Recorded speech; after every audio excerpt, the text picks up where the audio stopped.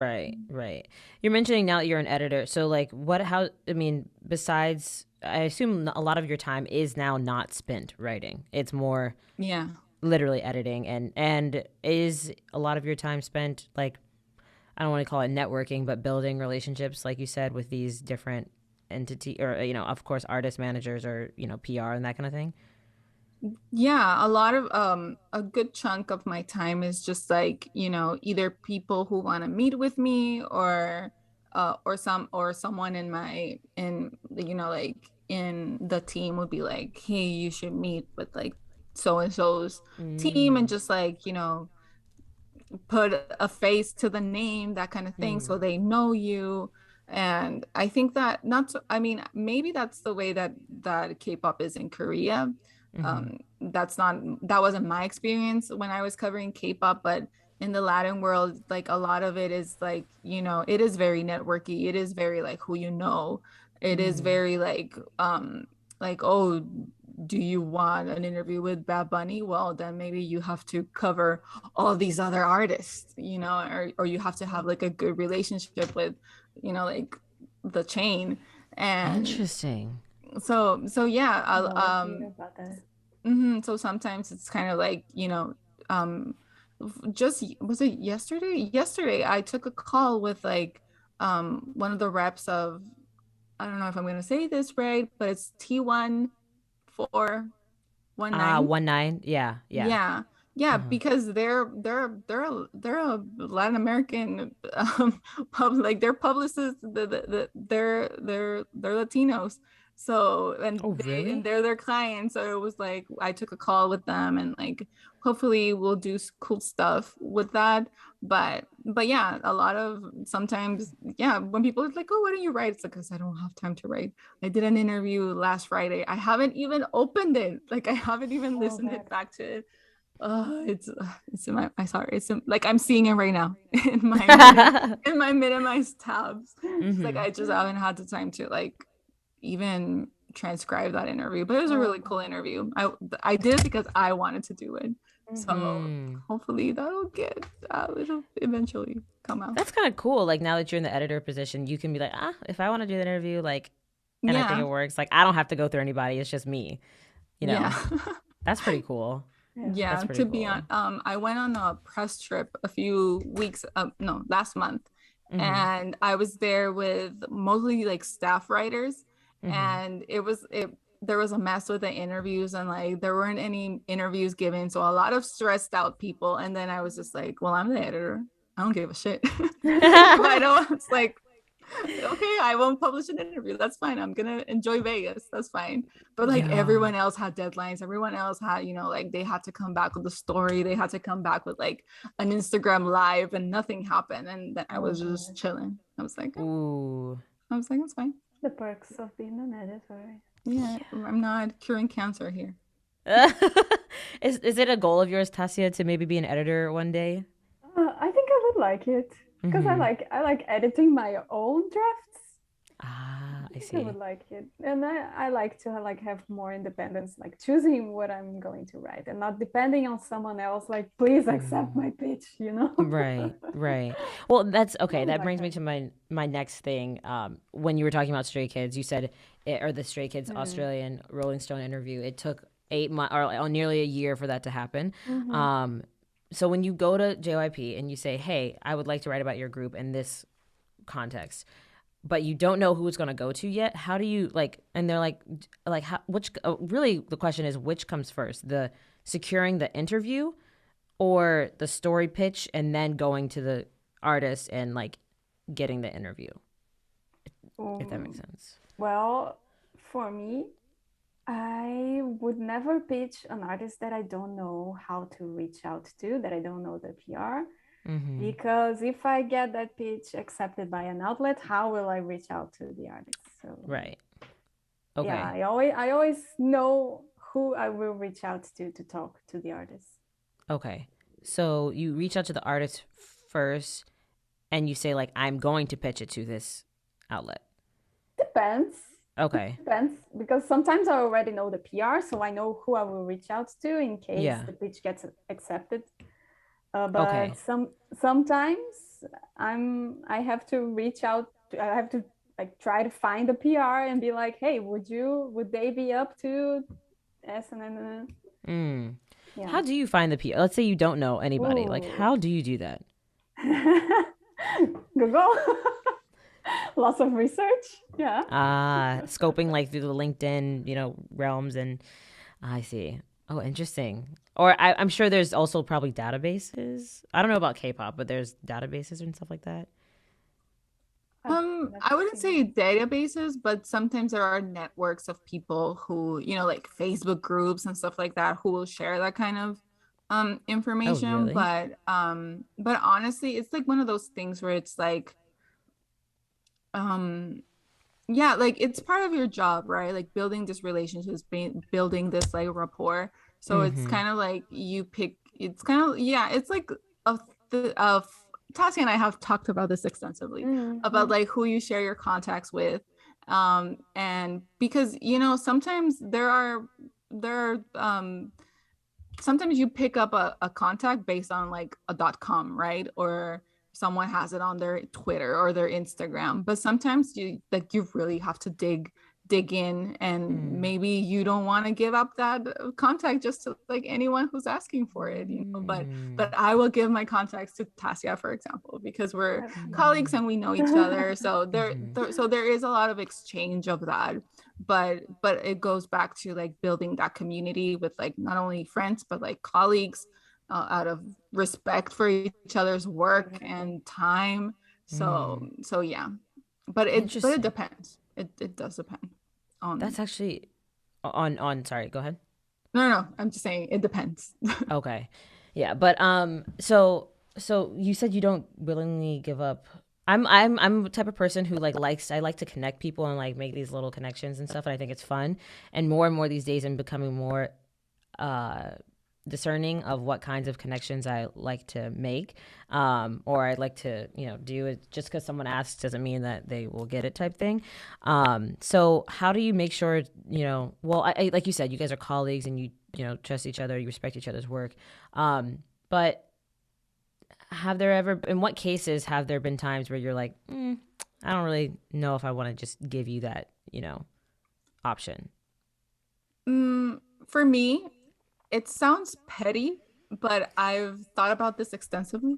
Uh-huh. And I feel like a big one for me is that they don't follow me on Twitter. And I know this sounds petty, but this is my reasoning. It's like, if you don't follow me on Twitter, you're how are you acquainted with my work and with me? So why would you reach out to a person Mm-hmm. asking for something off of them Mm-hmm. if it's not coming from a place of just like using you, or like or Mm-hmm. using you as like a stepping stone? And I'm Mm-hmm. not into that. Mm-hmm. If you I mean, journalists, like, we just want to be told that, we just want to be complimented. So it's like, if you spend a day DMing me about a funny tweet that I did or something, and then a month down the line you're like, oh, I really want to write, it's not that complicated to just be a genuine person. It's like, there are so many journalists out there, and pick one that you actually look up to, or not even look up to, but enjoy their work, or enjoy how they go about things, and just like develop a relationship with them. Like, you don't you like, yes, this is like an exchange, and like, it's not about gatekeeping, but it's like, you don't owe random people anything. Mm-hmm. It's like, if I like, because I mean, I help a lot of people with contacts and stuff like that, or just like, or with pitching, and it's like, you just have to be like a nice person, and just like be Mm-hmm. genuine and be interested. And it goes back to, there's so many people. It's like, why are you reaching out to me for this? Mm-hmm. And do you see me as, easy to contact, or, so Mm-hmm. it's just one of those things. And it's like, um yeah, I don't know. It's just like, it just depends. It's just, be a nice person. Right, right. It's so funny you said spend like a day DMing me about a funny tweet I put out there. Your Twitter is also very honest and funny as well. Oh. It is. But speaking of complimenting, I did want to point out when I was researching your recent work with Remezcla, Alexis, and I was going through, I think, an interview you did with a Panamanian artist. Sech. Sech. I had no idea that reggaeton came from Black Panamanian like artists and like okay, go ahead. Well, I mean, I'm not a reggaeton historian or anything like that. This is knowledge that I've learned out of many other people who are. But yeah, how reggaeton started was basically these Panamanian artists who were translating reggae music from Jamaica. They would take these songs and they would just translate them into Spanish. And eventually they started doing their own songs. There's a lot of parallels with like hip hop in that it start, with like people, with like, how would I describe it? Like maybe with like lower socioeconomic situations and just like, in the streets or whatever, and just create something out of the struggle. And yeah, now it's like basically pop music. Like hip hop, there's a lot of yeah. Right, I see. Yeah, and eventually it made its way to, well, it went from like Panama to New York to Puerto Rico. Okay. And that's like the reggaeton that we know, like Puerto Rico. Well, now the Colombia's reggaeton, which is more pop, but that's just like its cycle. But yeah. Interesting. Yeah, I learned so much from that. I felt like one of those people that was like so like ignorant to things, and they're just like, oh, I never knew, and you're just like, yep, that's the thing. That's how I felt when reading that. No, I mean, why would you know? It's like one of those things that it's just like, yeah, I guess like, well, you think you're like diverse in what you know, and then you realize that you just don't know anything. That's kind of what that was the epiphany I had. And I guess before we kind of wrap up and go into this last little segment, Tássia, being from Brazil, writing about K-pop, and I think within the K-pop realm, it's very, I guess, seemingly well known that Brazilian fans are very passionate and like, and with the fan chants and just in general, have you actually, I never asked, have you ever been to a K-pop concert in Brazil? Yeah. Have I? Oh yeah, yes, of course. Of course I have. Yeah, of course. What was the concert? Well, my actual first K-pop concert was in Brazil, and it was Music Bank. So it was like a really great lineup because it was Shiny, CM Blue. Wow. Who else? Was it Infinite? Huh? Was it like 2 p.m. Infinite? No, it wasn't. Wasn't it the one in Chile? It was M Black as well, Ailey, and BAP. Yes. Wow. Yeah. That just hearing that sounds like a long time ago. It was 2014. Yeah. Oh, okay. I was thinking like 2012. I was like, dang, that sounds like a long time ago.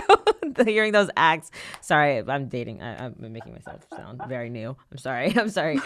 But okay, so actually, at the Brazilian K-pop journalism scene, are there a lot of Brazilian or like what is that scene like? Are you familiar with it and that kind of thing? I have some friends who write about K-pop in Brazil, but it's quite different from here. My friends, they usually write for big portals, usually big news portals. And I don't think, well, I have one friend who writes for Elle magazine and another big magazine as well in Brazil. But they are not as open to freelancers as American and British media is. So that's a really big difference. Yeah. I see. Are they open to have like, are these Brazilian outlets as open to just having K-pop being written about in general within the context of I think nowadays they are opening up more because they see how many fans K-pop has, but it was really hard And also the Brazilian fan, in my view, isn't as connected to text and interviews, written stuff, as they are to like video interviews or video stuff. Like YouTubers are really big in Brazil. There are many big K-pop YouTubers in Brazil and stuff like that. But they don't usually do interviews because it's harder to get access, I guess. Ah, I see. Okay, that makes sense. Oh, that's interesting actually. And that you mentioning that made me think of Hello 82 and how their focus is very much on, I mean, it's on international, but it is very focused on like the Latin American, or sorry, Latine world, with the Spanish, the Spanish and the Portuguese sort of content that they put out there. Which is interesting. Thank you for explaining that. And thank you guys both for, actually, before we get into the last part, actually, I wrote this down. What is a question, or what is something that, what is something you want people to wish more people knew about the music journalism world that they don't know? Or what is like a question that you wish you were asked more that usually you're not asked? Both of you. Let's start with Alexis. Oh, wow. Let me think. Let me pick one. There are many things that, I think just overall, it's I don't know. Overall, I would like. I'm not saying that they should. I'm saying I would like the average person, like not just K-pop fans, just like the average person to be a little bit more, to have a little better understanding of like media literacy, because you will see, we've seen it like on Twitter, right? Like just people like dogpiling on journalists and stuff like that because they just don't understand how it works, and it's things that I will read or I will notice, and to me it's kind of like this is like so basic, like why but then it's kind of like, well, I went to school for it and it was something that I was interested in, so that's what I know. But it's kind of like that thing of like taking a step back and being like, well, no, not everyone is in your bubble. Right. But I remember the one that I just found honestly ridiculous was there was this one instance where this journalist interviewed this group, and she quoted some of the members but not all of them. And they dogpiled on her because like, you're excluding them, you're an anti, you're a Nazi. And no, sometimes when you're in an interview, some members don't speak, or they rely on others to, and it could be like a multitude of explanations behind why a member doesn't speak, and it's not the journalist's responsibility to get everyone's voice in it, especially when you're talking to like 9 dudes. 9 people, yeah. So it's like, I think that what fans need to know is that when a journalist is going into an interview and writing an article, the priority is the article. And sometimes, if a member only says, I like it, you're not gonna include that as a quote just to include that person, because it doesn't add anything to your story. And but there's this culture in K-pop where it's like this us against the world thing or something like that, where like everyone's against us, and it's kind of like, well, not necessarily, not all the time. And or we'll see it with like the headlines, or just like talking about other groups and referencing other groups in your article that is not the group that you're interviewing, and things like that. And just stuff like that it's like, chill. Like I know that there have been examples of just like horrible journalism and horrible journalists, but it's like, it's not all the time that so it's just like a little mediacy, a little media literacy would go a long way, I feel like. Yeah, That definitely makes sense. I agree with that. I'm not a journalist, but I see what you're talking about for sure. Tássia, what about you? There are so many things I'm thinking. But going back to what Alexis was talking about, people who some people think that it's like really glamorous, like to interview your idols and blah blah blah, but it's not like that, and it's a job, and I'm usually very cautious with people who want to get into this, because I think you need to have a bigger reason than oh, I just want to talk to my faves, you know. Right. And you will get burned out pretty quickly if that's your goal. Yeah. You will see that it's not what it seems. Yeah. You'll get disappointed really quickly. And also, like, don't use people if you want to get in this thing. Exactly what Alexis said. Like, why would I help you if you don't even know me, if you don't even care about me? Why would I invite you into something that I have to work really hard to achieve as well? You know, I need to have a really good reason to help someone, which is usually I like this person. So I see. I have a big one too. Understanding that journalism is not activism.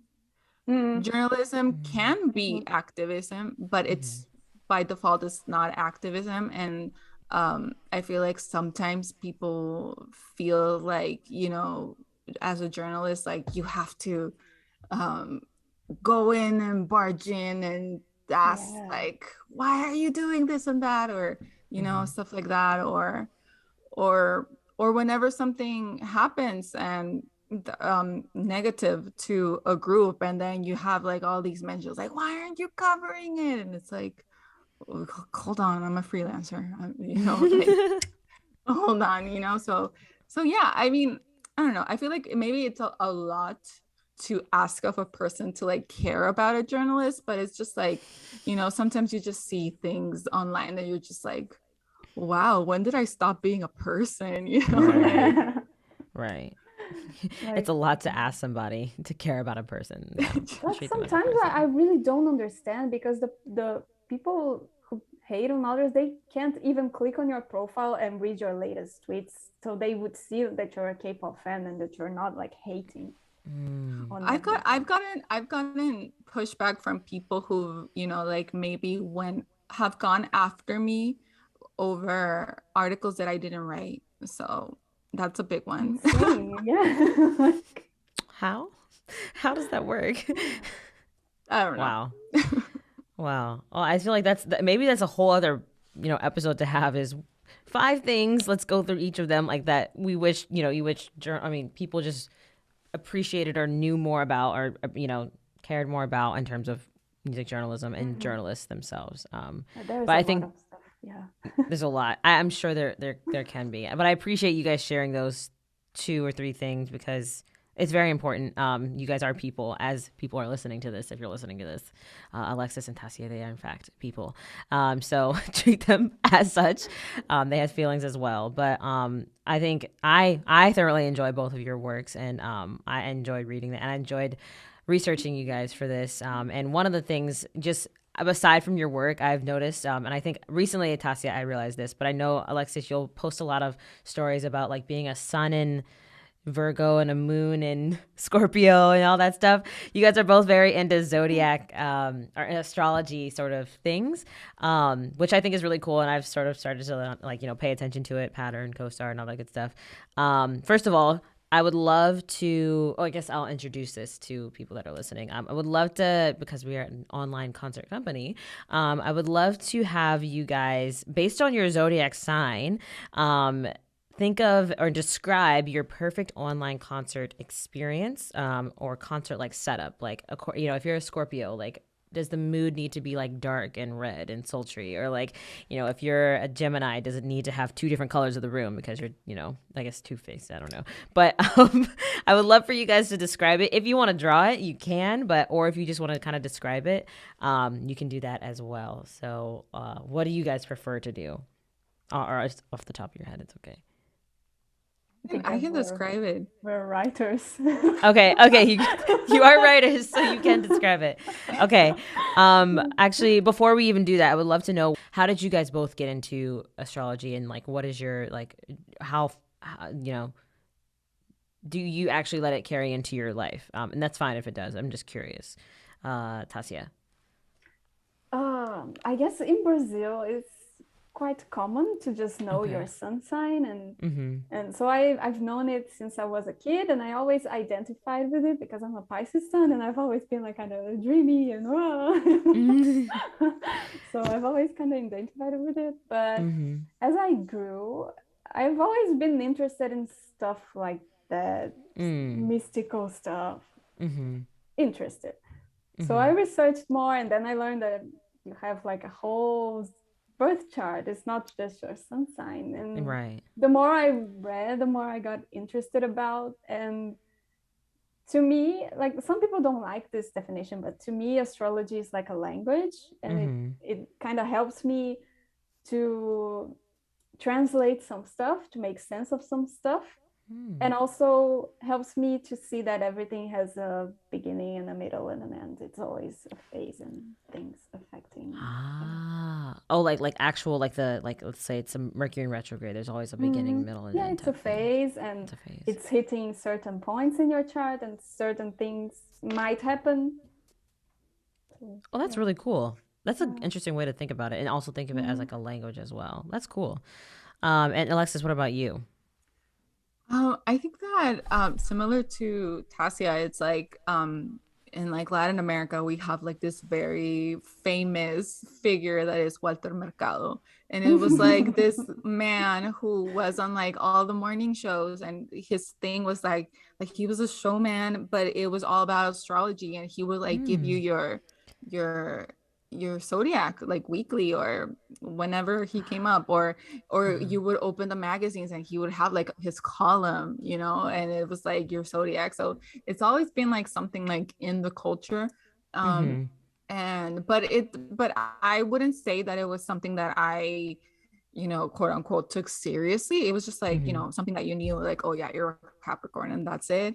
But I feel like being like like the Tumblr generation, like you just were always exposed to it, or even now, or even on Twitter. I feel like I got more exposed to it on Twitter. That is just like people explaining and everything. And then I always say that I think I'm better at just like cosplaying as an astrology bitch than actually being one.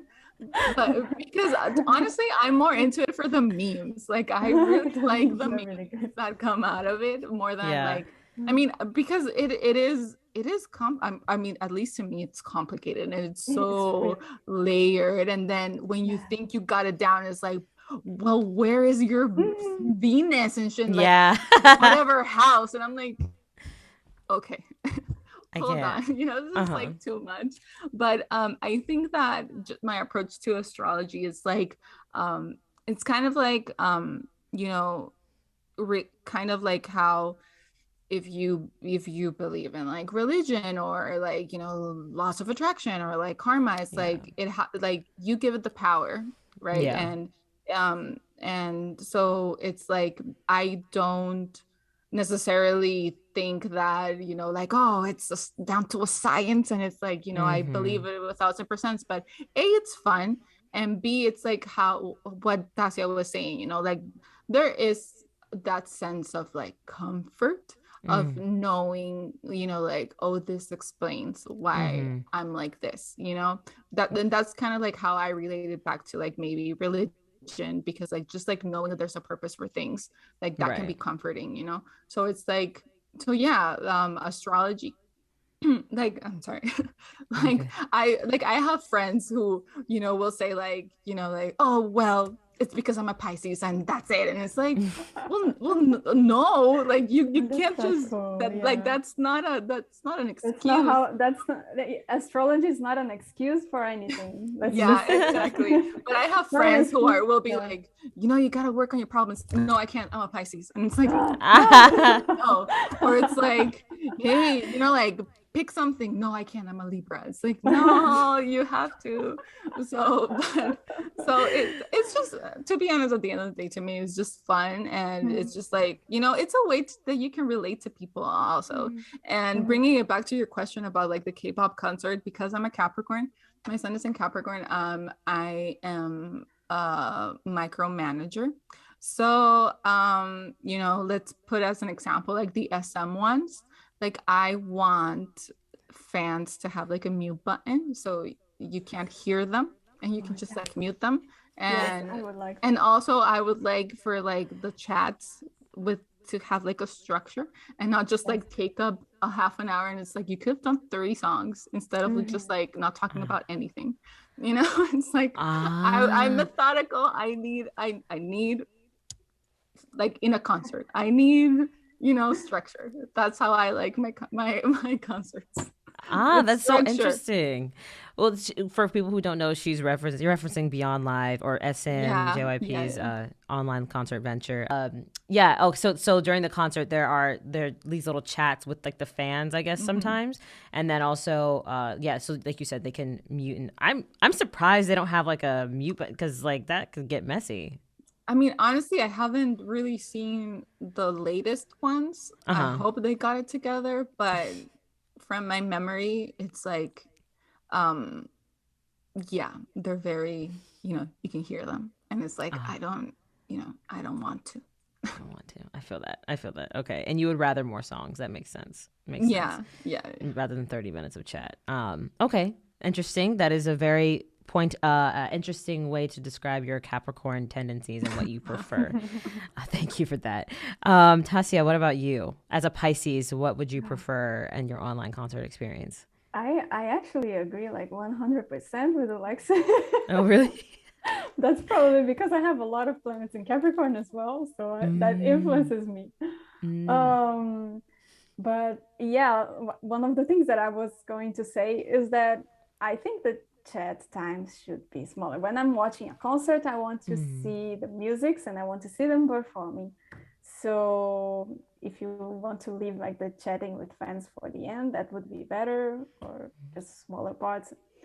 As a Pisces, I like stuff that takes me to a trip, like kind of like the travel, like maybe a storytelling stuff, something that I can get immersed into, something that tells a story, something that surprises me as well.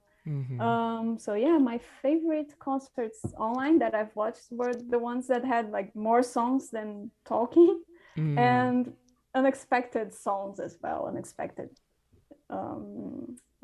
track lists, I guess. So you like, I feel like you probably also like the sort of the XR sort of like otherworldly sort of like, just like you said, a little bit more elevated storylines, and you kind of have to think through, what does that mean, or how does that connect, and that kind of thing. I like that, but not like too elaborate. But I also like storylines that make sense. You can't just invent anything and just to make it a story. I like stories that have a beginning, a middle, and an end. There we go. The beginning, middle, and end. It's a phase.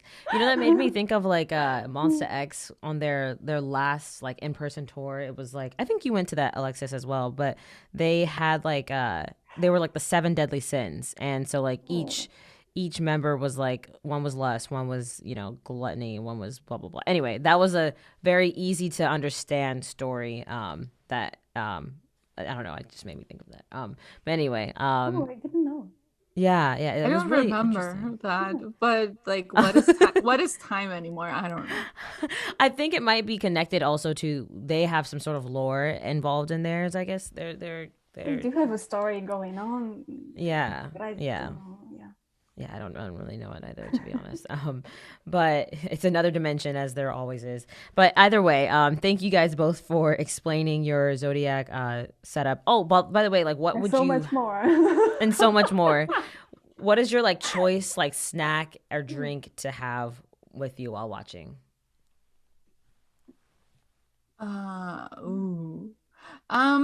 I've been known to enjoy a White Claw or two Okay. during these, because for me they're like at 11 on a Saturday. Well, I will be very boring because for me they're usually like 6 a.m. 8 Oh, a.m. So I'm dang. usually not drinking anything exciting like water, having Water. breakfast, Wholesome. some fruit. Yeah. Very, very wholesome. Wow. That's probably better. I would probably go with Alexis's method as well. Maybe a little bit of soju or white wine or something like that in there, probably. Nice. Well, thank you guys for sharing that. Before we end, can you guys tell people where they can find you on les socials? And Tássia, you can go first. My handle, both Twitter and Instagram, is _Tássia_A. Tássia is Tassia. I hope that made sense. Also, where can people like find your work if they want to?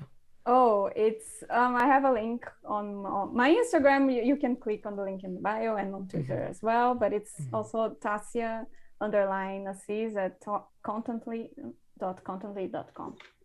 Nice. Contently is like it's what it is. It's like it's to kind of put everything into one. It's a portfolio. Yeah, you just portfolio.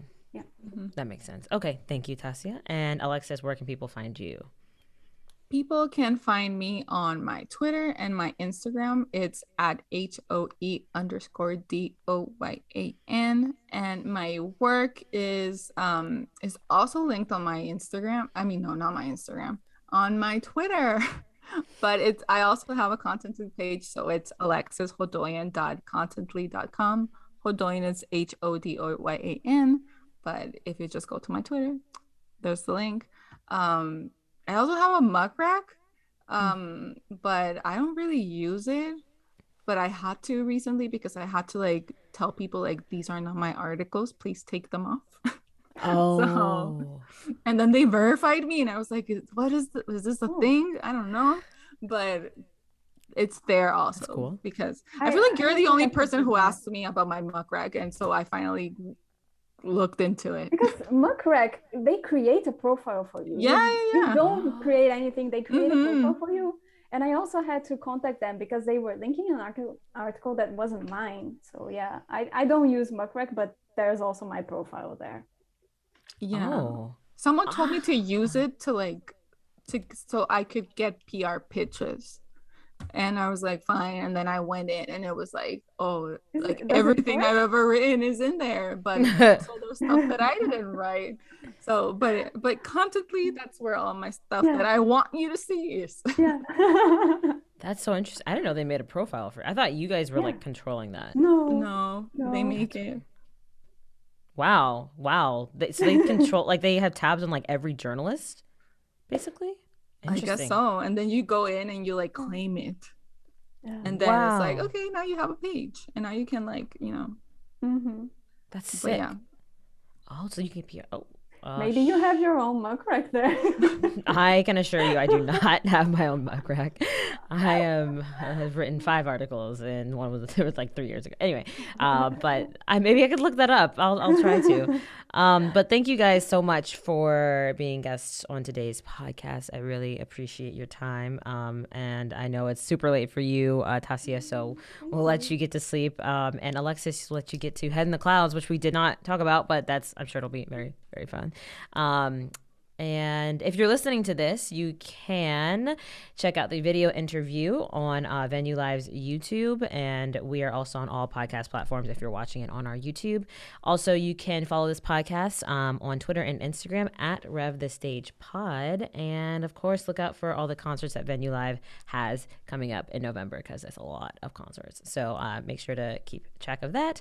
And I think that's it. Thank you guys so much. Thank you, Tássia. Thank you, Alexis. And we will see you. Thank you for having us. Yeah, thank you for having us. It was a pleasure. Yes, of course. Thank you guys. And we'll see you next time. Bye-bye.